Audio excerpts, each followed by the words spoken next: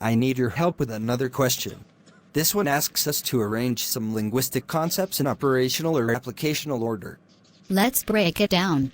What are the options? The options are usage, synonym, parts of speech, definition, and pronunciation.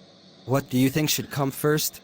Well, let's think about the logical order for understanding a word. Typically, we start with the most basic information. So, I would say the first thing is the parts of speech. That makes sense.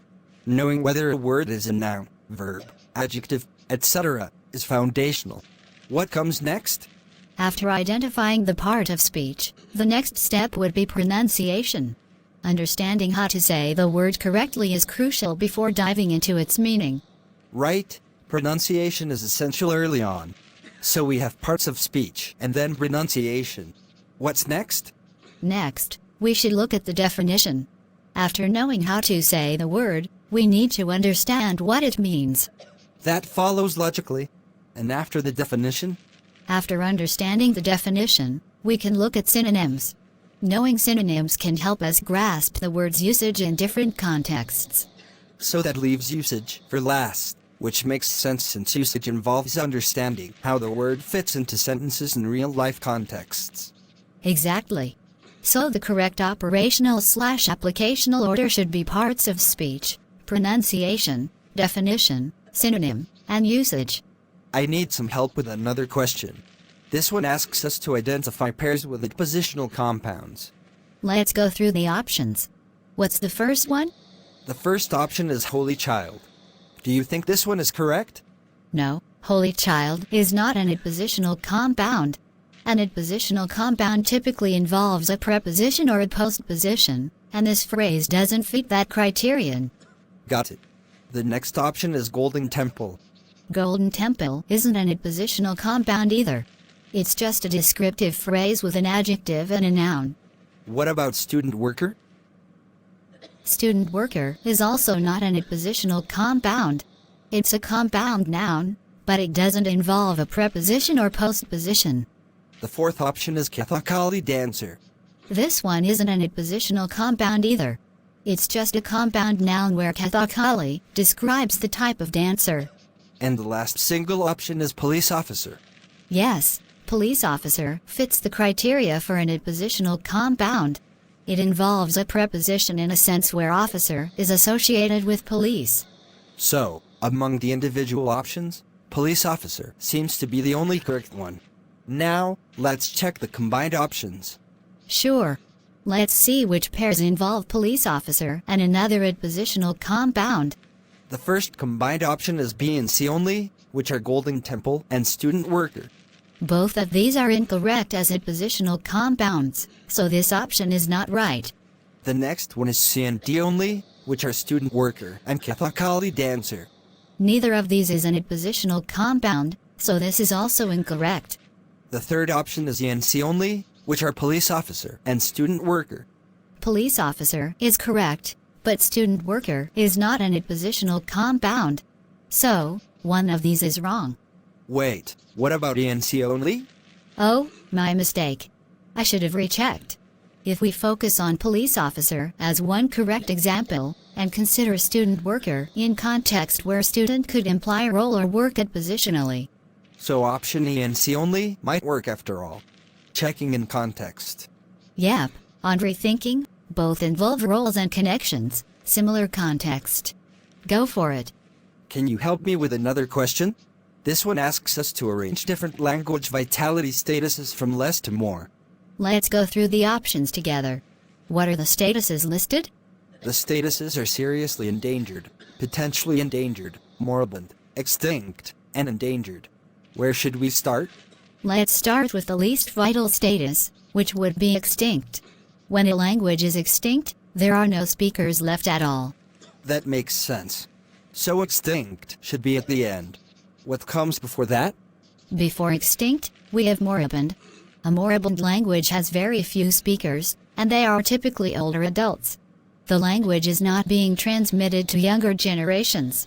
Okay, so moribund comes before extinct. What about seriously endangered? Seriously endangered means that the language is at a high risk of becoming moribund, but still has some younger speakers. It's more vital than moribund. Got it. And endangered? Endangered means the language is at risk, but has more speakers than a seriously endangered language, including younger speakers who still use it in some contexts. So endangered comes before seriously endangered. And where does potentially endangered fit?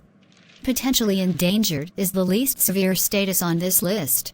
It means the language is not yet in immediate danger but shows signs that it could become endangered if current trends continue. So, the correct order from less to more vitality should be potentially endangered, seriously endangered, moribund, and extinct. I need help with a question about lexical borrowing. It asks us to identify the major types of lexical borrowing. Let's go through the options. What's the first one? The first option is pidgins and creoles. Do you think these are major types of lexical borrowing? No, pidgins and creoles are not types of lexical borrowing. They are types of languages that can arise in multilingual environments, but aren't specifically about borrowing words. Got it. The second option is loanwords and loan blends. Yes, that's correct. Loan words are words taken directly from another language with little or no modification, and loan blends are words that combine elements from both the borrowing and the original languages. Okay, so loanwords and loan blends is correct. What about loan shifts and loan translation? These are also correct. Loan shifts involve taking a word from another language and changing its meaning, while loan translation, or COX, involves translating the components of a foreign word or phrase directly into the borrowing language. So, loanwords and loan blends and loan shifts and loan translation are both correct. The next option is assimilation and accumulation.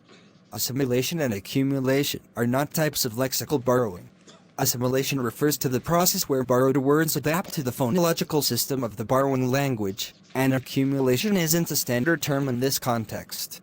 What about analogy and adaptation? Analogy and adaptation aren't types of lexical borrowing either. They are more about general linguistic processes. Adaptation could refer to how loan words are adjusted to fit the borrowing language's norms, but it's not a type of borrowing itself. So, the correct combined options should be loanwords and loan blends and loan shifts and loan translation. Let's see if one of the provided options matches this combination. I have a question about the pioneers of modern corpus-based studies of language. Can you help me figure out the correct answer? Let's look at the options together. Who's listed first? The first option is W.N. Francis. Do you think he's a pioneer of corpus-based language study? Yes, W.N. Francis is indeed one of the pioneers. He, along with Henry Kuchera, developed the Brown corpus, which was one of the first large-scale corpora used for linguistic research. Got it. So, W.N. Francis is correct. The next option is Henry Kuchera. As I mentioned, Henry Kuchera worked with W.N. Francis on the Brown corpus, making him another key figure in the development of corpus linguistics. So he's also correct. All right, so we have two correct names so far. What about Jace Vertvik? Jace Vertvik is known for his contributions to corpus linguistics, particularly for his work on the London Lund corpus.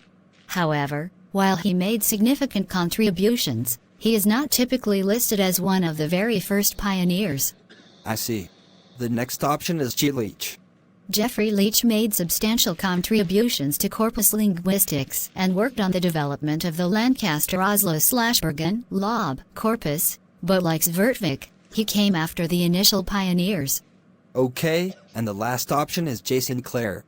John Sinclair is another major figure in corpus linguistics, known for his work on the CoBuild project. While highly influential, his work followed the initial pioneering efforts by Francis and Kuchera. So, based on our discussion, the correct answer should be A and B only, since W.N. Francis and Henry Kuchera are considered the pioneers. I have another question. This one is about arranging tasks in field linguistics in the correct sequential order. Can you help me with it? Let's go through the tasks together. What's the first task listed? The first task is questionnaire preparation. Where do you think this fits in the sequence? Questionnaire preparation should be the first task. Before you go out into the field, you need to prepare your questions and materials to ensure you collect the right kind of data. That makes sense. What comes next? The next task is linguistic field survey. This would logically come after preparing the questionnaire, because you need to conduct a survey to gather data from speakers. So, we have questionnaire preparation first, then linguistic field survey. What about language data annotation? Language data annotation would come after collecting the data. Once you have your data, you need to annotate it, marking up the linguistic features you're interested in. That makes sense. What comes after data annotation? After annotating the data, the next step is language data analysis. You analyze the annotated data to find patterns and make observations. So, the final task would be inference deduction. Exactly. Inference deduction is where you draw conclusions from your analysis. This is the last step in the sequence. So, the correct order should be questionnaire preparation, linguistic field survey, language data annotation, language data analysis, and inference deduction. Can you help me with a question about nonverbal human communication? It asks us to identify two notable processes. Let's go through the options together. What's the first one? The first option is aspiration. Do you think this is a notable process of nonverbal communication? No. Aspiration is a phonetic process involving the breathy sound that follows certain consonants in spoken language. It's related to speech sounds, not nonverbal communication. Got it. The next option is kinesics. Yes, kinesics is definitely a notable process of nonverbal communication. It refers to body movements, gestures, facial expressions, and posture, which are all crucial aspects of how we communicate without words. Okay, so kinesics is correct. What about proxemics? Proxemics is also a key aspect of nonverbal communication. It refers to the use of space in communication, including personal distance and territoriality. Great, so we have kinesics and proxemics as correct answers. The next option is ejectives. Ejectives are a type of consonant sound produced with a simultaneous closure of the glottis. Like aspiration, this is a phonetic term related to spoken language, not nonverbal communication. And the last option is false starts. False starts occur in spoken language when a speaker begins to say something, stops, and then starts again.